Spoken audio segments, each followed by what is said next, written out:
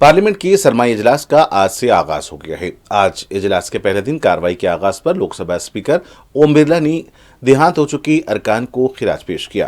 कौमी तराने से कार्रवाई का आगाज हुआ।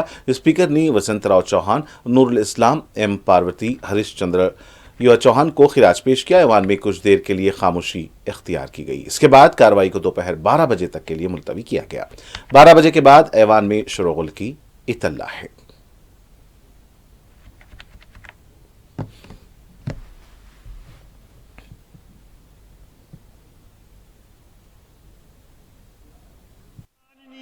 सभासदों, माननीय अध्यक्ष जी,